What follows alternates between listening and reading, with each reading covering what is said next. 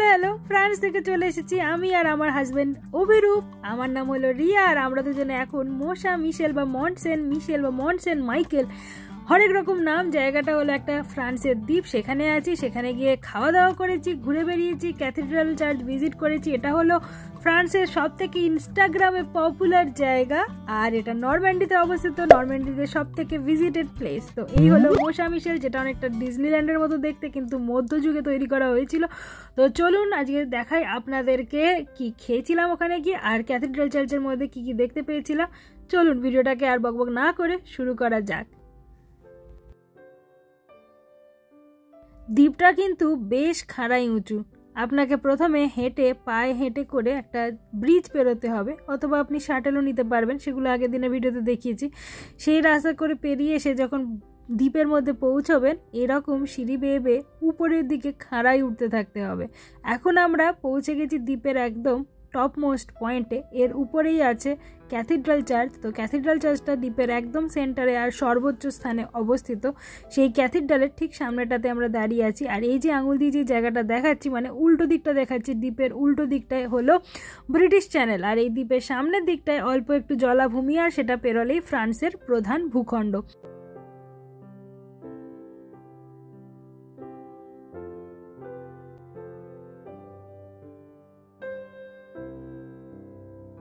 তো অনেকক্ষণ ধরেই আমরা দুজনে ভাবছিলাম যে আমাদের হাতে কি এনাফ টাইম আছে ক্যাথিড্রাল চার্চটায় ঢুকতে কি পারবো। এই যে চার্চের সামনে এরমভাবে লাইন পড়েছে আর আপনি যদি আগে থেকে চান অনলাইনে টিকিট বুক করে আসতে পারেন, তাহলে কিন্তু লাইনে একদম ভিড় পাবেন না। আর যদি বুক না করে এরকম গ্রীষ্মকালে চলে আসেন তাহলে কিন্তু যথেষ্ট লাইন পড়ার সম্ভাবনা আছে। তো আমরা যেহেতু বুক করে আসিনি আর জানতামও না যে বুক করা যায়, অ্যাকচুয়ালি অত না আমরা মানে ট্রিপটাকে প্ল্যান করার সময় করে উঠতে পারিনি। তো সেই কারণে আমরা লাইনেই দাঁড়াবো, কিন্তু দাঁড়ানোর আগে বারবার ভাবছিলাম যে আমরা কি সময় পাবো। বেশ বড় লাইন আর কতক্ষণ লাগবে উপরে পৌঁছতে, কোথায় গিয়ে টিকিট কাটা হবে কিছুই বুঝে উঠতে পারছিলাম না। কেমন লাগছে? দারুণ লাগছে। ও একটু যদি সূর্য ওঠে রে এই সময়টা, একটুখানি সূর্য উঠুক অল্প সময়, ভিতরটা দিয়ে যদি যাই, চল যাবো। তো আমরা ক্যাথিড্রাল চার্চের মাথায় শেষ অবধি উঠেছিলাম, কিন্তু এখন দুপুরবেলা তখন আমরা ভাবনা চিন্তা করছিলাম যে যাব কি যাব না, করতে করতেই আমরা চার্চের বাইরে দিয়ে পিছন দিকটায় চলে এসেছি আর এসে মুখ বাড়াতেই দেখতে পাচ্ছি আরে এখানে সামনে তো সেই ব্রিজটা দেখা যাচ্ছে যেটা ক্রস করে এলাম, আর তার মধ্যেই জলাভূমি যে বালিগুলো আছে সেই বালির উপরেই দেখুন এরমভাবে সিমেন্ট করে দিয়েছে, আপনার হাঁটা চলায় কোনো অসুবিধাই থাকবে না। প্যারাম্বুলেটারে করে ঠেলতে ঠেলতে বাচ্চাকেও কিন্তু নিয়ে চলে আসতে পারবেন।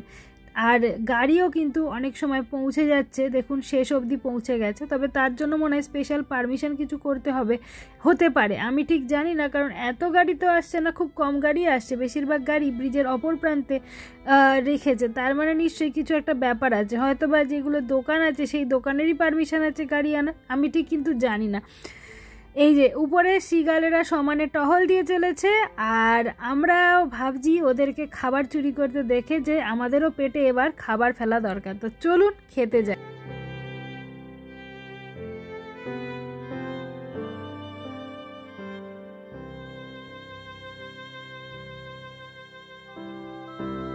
আগের দিন বেশ করে অনেকটা পাস্তা বানিয়ে রেখেছিলাম, যেটা টিফিন বক্সে করে নিয়ে এসেছি এই ভেবে যে এই দ্বীপে এসে আর কিছু কিনে খাবো না। কিন্তু ওই যে আসার পথে শুনলাম যে এখানকার সবথেকে ফেমাস খাবার হলো মাটন, আর তারপরে এই দোকানটার সামনে লেখা দেখলাম মাটন কারি বাসমতি রাইস। আমরা দুজনেই একটু কিপটে গোছের, মানে কিপটে ঠিক নয়, মিতব্যয়ী বলা যেতে পারে, ভেবে চিন্তে খরচা করতেই ভালোবাসি, কিন্তু বাসমতি রাইস আর মাটন মানে ভাত মাংস যেই গন্ধ পেয়েছি ব্যাস টুকটুক করে ঢুকে পড়েছি। যেহেতু দ্বীপের মধ্যে খাবারগুলো পাওয়া যাচ্ছে, জিনিসের দাম কিন্তু নর্মাল হোটেলের থেকে একটু বেশি, প্যারিসে এর থেকে সস্তায় আপনি এই খাবার পেয়ে যাবেন। তো যাই হোক ঢুকে পড়ে অর্ডারও করে দিয়েছি আর দেখি কি খাবার দেয়।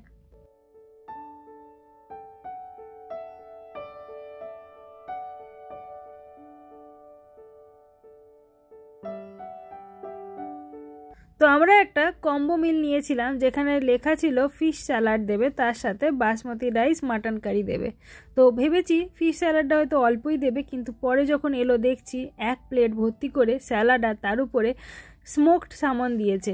ভীষণ টেস্টি ছিল। এই মাংসের থেকেও আমার এই মাছের পিসগুলো কিন্তু বেশি ভালো লেগেছিল। তো সামনের স্মোক করা এই পিসগুলো এত টেস্টি ছিল কি বলবো। তো একটা মাটন কারি রাইস নিয়েছিলাম আর তার সাথে একটা প্লেট নিয়েছিলাম যেখানে বাসমতি রাইস আর ফিশ কারি ছিল। তো এইটা হলো ফিশ কারিটা। তো কারিটা ঠিক কারির মতো করেনি, কেমন জানি বেক করেছে লেবু দিয়ে, কিন্তু খেতে ভালোই ছিল। আর এইটা হলো সেই মাটন কারি, তার মধ্যে আবার চেরি টমেটো দিয়েছে আর ছোট ছোট করে কেটে গাজর দিয়েছিল, আর ভাত দিয়েছে অল্প।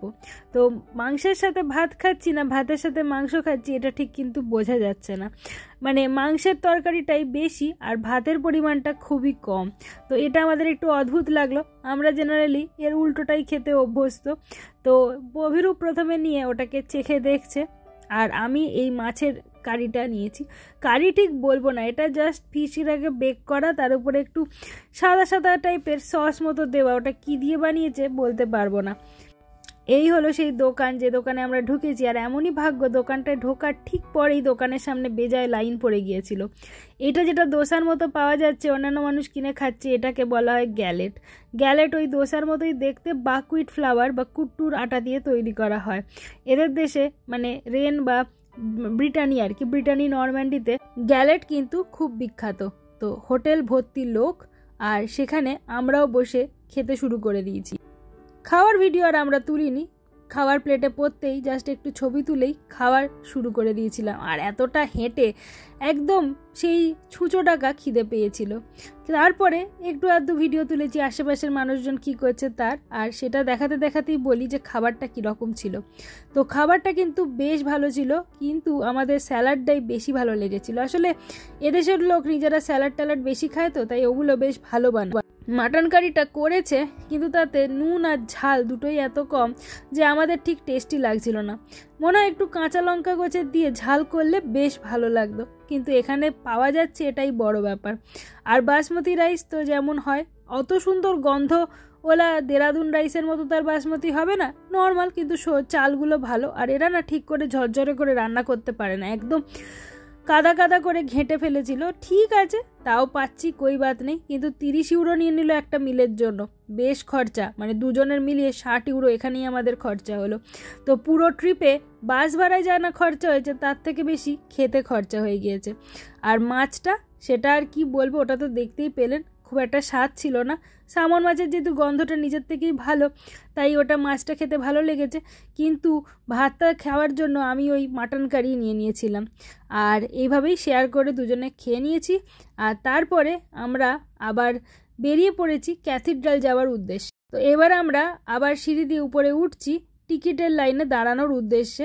আমাদের হাতে আছে 2.5 ঘন্টা, তার মধ্যে যতটা পারবো ক্যাথিড্রাল চার্চটা ভিজিট করে নেব, তারপরে বাস ধরবো ফিরতি পথে যাওয়ার। এখানে তারিফ লেখা আছে, একজনের জন্য 13 ইউরো, আর যদি গ্রুপে আসেন 20 জনের গ্রুপ হতে হবে, তাহলে 11.5 ইউরো এক একজনের পড়বে।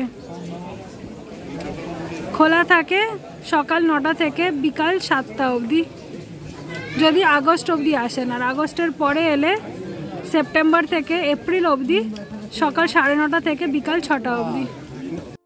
তো 13 ইউরো করে মোট 26 ইউরো আমরা দিয়েছিলাম। সেটার মানে হলো আজকে ডেটে প্রায় 2400 টাকার মতো, এক একজনের 1200 টাকা করে পড়েছে। আর এই যে এখন লাইনে দাঁড়িয়ে আছি, এখানে থেকেই টিকিট কাটতে হবে। টিকিট নিয়ে আবার আমাদের সিঁড়ি চড়তে হবে।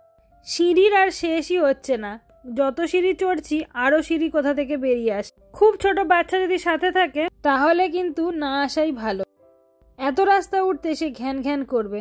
কবেকার দিনের বানানো স্থাপত্য চোখের সামনে দাঁড়িয়ে আছে। পাহাড়গুলো কেমনভাবে কেটে যেভাবে তৈরি করেছিল সেটা ভেবেই আশ্চর্য হচ্ছি। ওই নিচ থেকে আমরা উঠে এলাম। দেখুন চার্চের মাথাটা কত কাছে চলে এসেছে, জায়গায় জায়গায় ভালো শ্যাওলা হয়েছে দেওয়ালে। যাক, ফাইনালি পৌঁছে গিয়েছি আর ঢুকে পড়েছি চার্চের ভিতরে। এই সাবাস, কি দারুণ মডেলটা বানিয়েছে দেখতে পাচ্ছেন। চলুন আপনাদের পুরোটা ঘুরিয়ে দেখাই। এটা কিন্তু মোসা মিশেলের একটা খুব পারফেক্ট, অত্যন্ত সুন্দর মডেল। আর দেখুন এখানে ভালো করে বুঝতে পারবেন যে একটা বাড়ি অন্য বাড়ির সাথে কিভাবে কানেক্টেড। কোথাও একটু গ্যাপ চোখে পড়বে না। যে যে জায়গাগুলো একটুখানি ফাঁক আছে সেইখানেও কিন্তু পাথর লাগিয়ে একটা বাড়ি অন্য বাড়ির সাথে কানেক্ট হয়ে গেছে। আর ঠিক পাহাড়ের মধ্যিখানে সব থেকে উঁচু জায়গাটায় রয়েছে ক্যাথিড্রাল চার্চটা, যেটাই কিন্তু মেন মানে পুরো পাহাড়টার অন্তত 20-30% জায়গা দখল করে রেখেছে। আর এই মডেল থেকেই জানতে পারলাম যে পিছনের দিকটায় না কি কিছুই নেই। আর না হলে বুঝতেই পারছিলাম না যে পিছন দিকটা কি আছে। ভাবছিলাম বোধহয় সব জায়গাতে এরমভাবে ঘর বানানো, মানে ব্রিটিশ চ্যানেলের দিকটা কিন্তু পুরো ফাঁকা। তো ওইখান দিকে যদি লোকে এসে অ্যাটাক করে তার জন্য ওরা উপর থেকে ছোট ছোট ফাঁক বানিয়ে রেখেছে, যেখান থেকে ওরা তীর নিক্ষেপ করে মানুষকে মেরে দিতে পারতো। আর এই দেখুন একটা সিঁড়ি নেমে এসেছে ওখান থেকে জল অবধি। এখন যেদিকে দাঁড়িয়ে আছি আদতে সেই জায়গাটাতেই কিন্তু ব্রিটিশ চ্যানেল, আর উল্টো দিকটা সেইখানে সামনে জলাভূমি, আর তাকে টপকে গেলেই ফ্রান্সের প্রধান ভূখণ্ড। একটা জায়গায় লেখা পড়লাম যে আগে এই দ্বীপটা আরও আশেপাশের কয়েকটা ছোট ছোট দ্বীপের সাথে কানেক্টেড ছিল। পরবর্তীকালে জলস্তর বেড়ে যাওয়ায় এখন এই দ্বীপটা অন্যান্য দ্বীপগুলো থেকে বিচ্ছিন্ন হয়ে পড়েছে। মডেলটা বানিয়ে রাখাতে খুব সুবিধা হলো, বুঝতে পারলাম কোথায় কি কি আছে। এই দেখুন আমার কর্তা ভালো করে ছবি তুলছে মডেলটা। দুজনে মিলে ঘুরতে বেরোলে মজা কিন্তু আলাদাই হয়। যখন একা একা ঘুরতে যাই না, বেশিরভাগ ক্ষেত্রে আমি একা গেলে ওই ল্যাবের কাজেই যাই, কিন্তু সেটা অতটা এনজয় করি না। আজকে এর সাথে বেরিয়ে বেশ মজা হচ্ছিল। দুজনে মিলে মাংস খাচ্ছি, মাছ খাচ্ছি, স্বাদটা কিরাম হলো সেটা একে অপরের সাথে শেয়ার করে নিচ্ছি। বাড়ির লোকের সাথে বেরোন বা বন্ধুদের সাথে বেরোন, কেউ একটা লোক না থাকলে সোলো ট্রাভেল অনেকে হয়তো খুব এনজয় করে, আমার কিন্তু মোটে ভালো লাগে না। আচ্ছা আপনাদের কীরকম লাগে? হয়তো আপনি জীবনে সোলো ট্রাভেল কোনোদিনও করেছেন বা করেননি, কিন্তু ইম্যাজিন করে বা যদি করে থাকেন আপনার এক্সপিরিয়েন্স থেকে লিখবেন তো কমেন্টে যে আপনার সোলো ট্রাভেল কেমন লাগে। তখনকার দিনের একখানা দরজা এই দেখুন চোখের সামনে, তার যে ছিটকিনিগুলো সেগুলো কিন্তু বেশ বাজখাই। কি বিশাল বিশাল পিলার বানিয়েছে তাই না? এই পিলারের উপরই চার্চটা তো দাঁড়িয়ে আছে, বিশাল লম্বা চার্চ, আর তাও আবার পাহাড়ের একদম মাথায়। আচ্ছা ওই উপরের দালান দিয়ে কি উঁকি মেরে দেখতো এরা কি করতো ওই জায়গাগুলো কে জানে। প্রায় 100-150 বছর কি তারও বেশি সময়ের জন্য এই চার্চকে ব্যবহার করা হতো বন্দীদের রাখার জন্য। অভিরূপ দেখছে মেটেরিয়ালটা যেটা দিয়ে তৈরি করা হয়েছে সেটা খসখসে না মসৃণ। হয়তো এককালে মসৃণ ছিল, তবে আজকে বেশ ভালোই খসখসে হয়ে গিয়েছে। পাহাড়ের উপরে এগুলো মানে আনা সেটা কৈলাসই আছে, আলাদাই। ওটা দেখতে যেতে হবে, আমাদেরও যাওয়া হয়নি। এত বছর মহারাষ্ট্র থাকলাম, কৈলাসটা দেখা হলো না। না কৈলাস মন্দির মহারাষ্ট্রে, কৈলাস মন্দির, অজন্তা ইলোরার কৈলাস টেম্পলটাই করেছে। ওটা মানে ওটা বিস্ময়, এগুলো বিস্ময়, কিন্তু এগুলো মনে হচ্ছে বয়ে বয়ে এনে করেছে। সবই বিস্ময় আমাদের কাছে, কিন্তু ওইটা একটা দেখতে যেতে হবে। মানে আমরা যেটা বলতে চাইছি, এখানে পাথর জয়েন্টিং আছে, বাইরে থেকে পাথর এনে লাগিয়ে করেছে। আর কৈলাসে যেটা শুনেছি যে পাথর স্কুপ আউট করে কেটে বের করে দিয়েছে, দিয়ে মন্দিরটা হয়েছে, পাহাড়টাই কেটে দিয়েছে।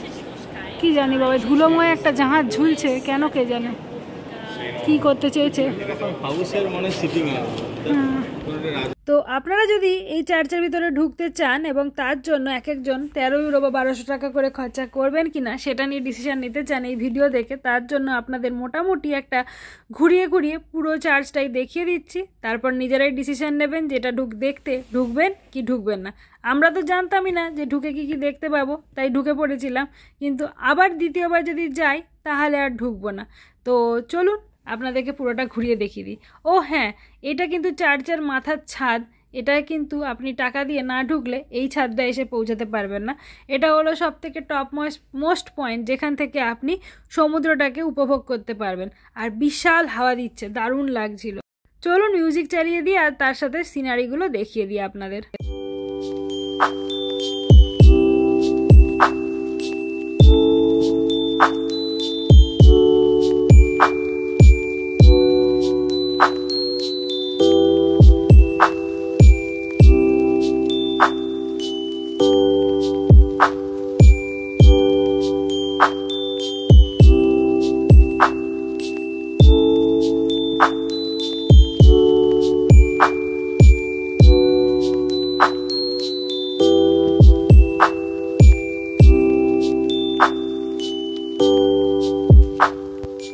মাঝে মাঝে জল বেরোনোর জন্য এরকম লোহার ফুটো করা আছে, জালি করা আছে, জলটা নিচে গিয়ে পড়ছে, সেটা তারপর দেখো, এই দেখো বাইরের দিকে এটা দেখতে পাচ্ছ, এইগুলো দিয়ে জল বেরিয়ে যাচ্ছে। বাবা, এখান দিয়ে একবারে পড়লে ফোন আমার নিচে চলে যাবে। এই যে জল বেরোনোর সব ব্যবস্থা করা, আর এদিক দিয়ে দেখা যাচ্ছে এই যে জল বেরিয়ে পড়ছে, আর এখানে বসে আছে। এদের কোনো ভয় ডর নেই, জল বেরোনোর ওইখানটাতেই বসে আছে, নালিটাতেই দেখো। প্রচুর দেশের লোকজন চারপাশে ঘুরে বেড়াচ্ছে, বিভিন্ন ভাষায় আওয়াজ শুনতে পাচ্ছি কথা বলার। এই দেখো, ইনি এসে বসেছেন আর তাকে ছবি তোলার জন্য অনেক মানুষ ঘিরে ধরেছে। অরেঞ্জ পা, অরেঞ্জ ঠোঁট, কালো পাখনা, সাদা দেহ। বাচ্চাগুলো গেছে একে ধরার জন্য, অথচ এগোলে আবার একটু মেয়েটা ভয়ও পেয়ে যাচ্ছে। তো ওরা হাতে খাবার নিয়েছে, নিয়ে ওকে বাড়িয়ে দিচ্ছে। আর আমাদের চোর মহাশয়, মানে ওই সাদা পাখির কথাই বলছি আর কি, আমাদের সিগাল মহাশয়, বা একটু লোভও হচ্ছে তার, আবার একটু ভয়ও হচ্ছে। কি করবে বুঝে উঠতে পারছে না। মনে মনে বোধহয় ভাবছে এ কি হলো আমাদের, এই দেখুন খেলো দেখলেন, এই ধরে নিয়েছে। নিশ্চয়ই মনে মনে ভাবছিল যে চুরি করে খেতে হচ্ছে না, আমার মুখের সামনে এসে খাবার ধরছে, কি হলো ব্যাপারটা, মানুষগুলো কি বদলে গেল। তারপর এখানেও রাখা ছিল বেশ কিছু ট্যাপেস্ট্রি, যেগুলো আপনি কিনে বাড়ির জন্য নিয়ে আসতে পারবেন। ট্যুরিস্ট প্লেস হলে যা হয় আর কি, চারিদিকে কেনার জন্য জিনিসের অভাব নেই। আগের ভিডিওতেই দেখিয়েছি এখানে কি কি কিনতে পাওয়া যায়, তাই এই ভিডিওতে আর সেগুলো দেখাচ্ছি না। চার্চের মধ্যেও সুভেনিয়ার শপ আছে, সেখানে নানান ধরনের জিনিসও কিন্তু বিক্রি হচ্ছিল। কি বিক্রি হচ্ছে এত দাম দিয়ে?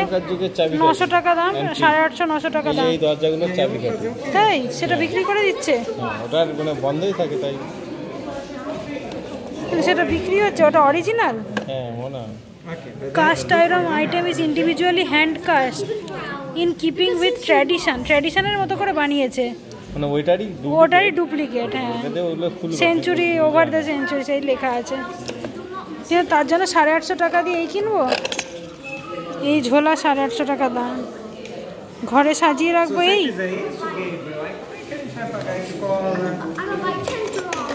বাবা, এটা কি? এটা 30 ইউরো দাম, 2700 টাকা। এটা তো মানি পার্সের মতো মনে হচ্ছে, লেখা নেই কোথাও কি জিনিসটা, না লেখা নেই। এরা মানে কিছু জিনিস বিক্রি করতে জানে, হ্যাঁ সেল করতে জানে এরা। যত বড় হচ্ছি তত বুঝতে পারছি যে আপনি যা জানেন বা আপনার কাছে যা আছে, বা আপনি যদি ব্যবসায়ী হন তবে তো বটেই, আপনাকে কিন্তু বিক্রেতা হয়ে উঠতে হবে। আপনার নলেজকে, আপনার জ্ঞানকে বিক্রয় যদি করতে না পারেন, তাহলে কিন্তু আপনি বিশ্বের দরবারে মানুষের সামনে কোনো রকম পরিচিতি পাবেন না। তো সেলিং একটা খুব বড় স্কিল, আমাদের রিসার্চারদের জন্য তো খুবই জরুরি একটা মানে বিষয়। ধরুন আপনি কাজ করছেন, খুব প্যাশনেটলি কাজ করছেন, কিন্তু তারপরে সেটাকে কিন্তু আপনাকে আবার বিশ্বের দরবারে তুলেও ধরতে হবে, এবং তার জন্য মানুষকে ইন্টারেস্টিংভাবে বুঝিয়ে দিতে হবে। মানে আপনার কাজটাকে আপনাকে এক ধরনের সেল করতে হবে। তো সেল করতে পারাটা কিন্তু একটা শেখার বিষয়। এই ধরুন একটা চাবির রিং, যেটা একটা পুরনো যুগের চাবি, হয়তো খুব একটা ডিজাইনও করা নেই, কিন্তু সেটাকে ইউরোপীয়রা কীরমভাবে বিক্রি করে দিচ্ছে। ভাবা যায় যে আপনি একটা পুরনো ওরকম চাবির রিং কিনে এনে ঘরে সাজিয়ে রাখবেন, কিন্তু সবই দৃষ্টিভঙ্গির বিষয়। কারুর কাছে মনে হবে যে মধ্যযুগীয় ডিজাইন, ভিনটেজ ব্যাপার, কিনে নিয়ে যাই। আবার তেমনি কারুর ঘরে হয়তো এরকম চাবি আছে, সে ফেলে দিয়ে নতুন চাবি বানাবে, এটা ভেবে দূর পুরনো ডিজাইন, এই আবার কি, এগুলো লোকে দেখে কি ভাববে, পুরনো চাবি বরঞ্চ ফেলে দিই, নতুন করে বানাই। আমাদের গ্রামের দিকে কত ঘর ভেঙে দিয়ে নতুন ঘর বানানো হয়, শহরে কত ঘর ভেঙে দিয়ে নতুন ঘর বানানো হয়। আবার তেমনি কোথাও সেই পুরনো ঘর রেখে দিয়ে সেটাই পর্যটন কেন্দ্র করে ওখানকার কালচারকে বিক্রি করা হয়। মানে বুঝতে পারছেন তো, দুনিয়াটাই আজব। আপনার কি মন্তব্য? আমাদের দেশে দেখি নতুন বাড়ির কদর বেশি, পুরনো বাড়ি হেরিটেজ স্পট ঠিকই, কিন্তু পুরনো বাড়িতে কেউ থাকতে কি চায়? আর এদের দেশে আবার পুরনো বাড়ির কদর বেশি। তবে এগুলো অ্যাবসলিউট নয়, প্রত্যেকটা দেশের মানুষ টু মানুষও চেঞ্জ হয়ে যায় কনসেপ্টগুলো। লাস্টবারের মতো সাগরটাকে দেখে নিয়ে এবার আমরা নিচের দিকে যাবার পথ ধরবো। এই আছে ক্যাথিড্রাল চার্চের উপর, আর বেশি কিন্তু কিছু নেই। তাও যেটুকু বা আছে চলুন ঝটাপট আপনাদেরকে দেখিয়ে দিই, এরপর আমাদের বাস ধরতে যেতে হবে।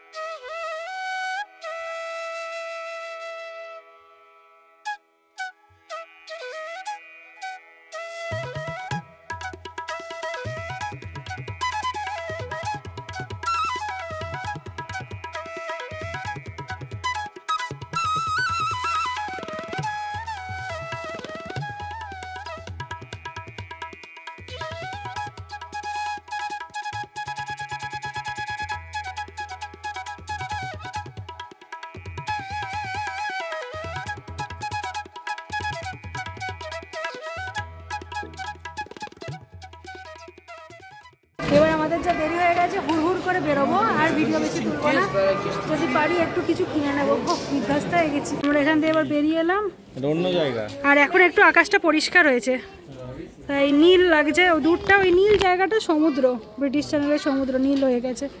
আর একটু দূরের মেনল্যান্ডের যে পাহাড়গুলো আছে নরম্যান্ডির, উঁচু মানে পাহাড় খুব একটা না, হিলি আর কি, একটু পাথুরে পাহাড়ি সেগুলোও দেখতে পাওয়া যাচ্ছে। হাওয়া বইছে কিন্তু বিশাল, আর উপরে যে পরীটা আছে তার গোল্ডেন রং চকচক করছে। আর এই ক্যাথিড্রালের গায়ে চারিদিকে কিন্তু অ্যালগি আর গাছপালা গজিয়ে উঠেছে। একটু সূর্যের আলোটা পড়তেই বেশ আলোটা ঠিকরে বেরোচ্ছে এই গাছপালায় প্রতিফলিত হয়ে, দারুণ লাগছিল। এই সময়টা তো ভীষণ সুন্দর লাগছিল। সূর্যের আলো বেরোলে সমুদ্রটা নীল হয়ে যাবে, আরও ভালো বোধহয় লাগবে দেখতে। তো যাই হোক, যেটুকু বা দেখা গেল তাতেই বা মন্দ কী হলো, কি বলেন? আমাদের তো বেশ দারুণই লাগলো, অদ্ভুতই একটা ব্যাপার। এখন পরিষ্কার, একটু সূর্যটা উঠতে পরিষ্কার বোঝা যাচ্ছে।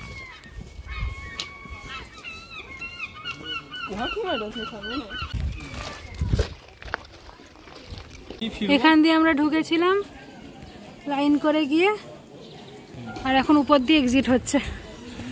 একটু আলো জ্বলে একটু আলো দেখা যাচ্ছে। শর্টি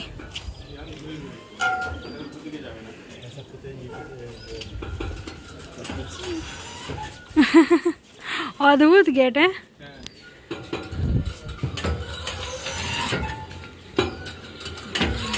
বেরিয়ে পড়েছি, এবার আমরা নেমে যাব। এবার বিদায় জানাই মশা মিশেলকে। আজকের মতো আমাদের দিনটা দারুণ কেটে গেল, এবার ঘরে ফেরার পালা।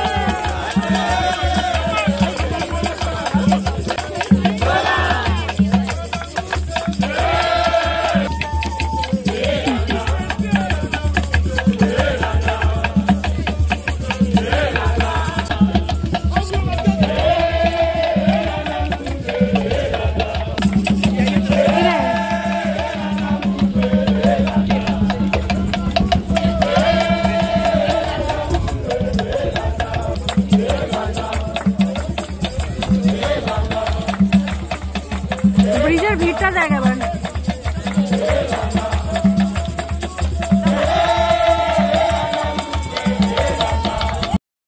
সারাদিনটা ভালোই এনজয় করে কেটে গেল। দূর থেকে এবার দেখতে পাচ্ছি মশা মিশেলকে, কিন্তু এখন আমাদের ঘোরা হয়ে গিয়েছে, আগের মতো আর অজানা অচেনা জায়গাটা নয়। আসার সময় হেঁটে এলো, এবার ভাবছি শাটেল বাসে করেই ফিরবো। শাটেল বাসগুলো কিন্তু ফ্রিতেই নিয়ে যায়, কোনো চার্জ করবে না। বিশাল লাইন পড়লেও পরপর শাটেল বাস আসতেই থাকছে। ইওলিস কোম্পানির বাসে চড়ে আমরা এখানে এসেছি, আর এই শাটেল বাসগুলো ওই কোম্পানিরই দেখছি। বিকেলের দিকে আকাশ মেঘলা থাকলেও সকালের থেকে অনেকটাই পরিষ্কার হয়েছে। এখন টাইম হলো প্রায় বিকালবেলা 4:30 বাজে। এদেশে এখন সূর্যাস্ত হতে হতে 9টা 9:30। যেই সূর্য ডোবার আগেই রেন পৌঁছে যাব। কথা বলতে বলতেই যে বাসে আমরা উঠবো সেই বাসটাই চলে এসেছে।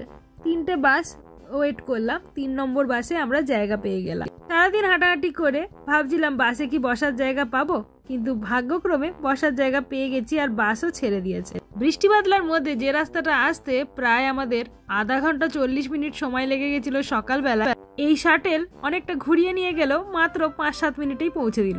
পৌঁছালো একদম সেই স্টপে যেখান থেকে রেন যাওয়ার বাস ছাড়বে। তো আমরা দেখলাম অনেকটা আগেই পৌঁছে গেছি, তাই ভাবলাম বাড়িতে ফোন করে নিই। আসলে হাঁটার সময়টা হাতে নিয়েই বেরিয়েছিলাম, কিন্তু বাস পেয়ে যেতে আর হাঁটতে হয়নি, ওই শাটেলে করেই চলে এলাম। তারপরে এই যে কিওলিসের মেন বাসে উঠছি, যেটা আমাদেরকে 1.5 ঘন্টায় পৌঁছে যাবে রেন শহর। এই অঞ্চলে কিন্তু নেটওয়ার্কের বেশ অভাব, মাঝে মাঝে কেটে কেটে যাচ্ছে ফোন করতে গেলে, আর অনেক জায়গায় তো ফোন একেবারেই হচ্ছে না। ফেরার পথেও আমরা একদম সামনে সিট পেয়েছি, তাই ছবি তুলতে দারুণ লাগছে।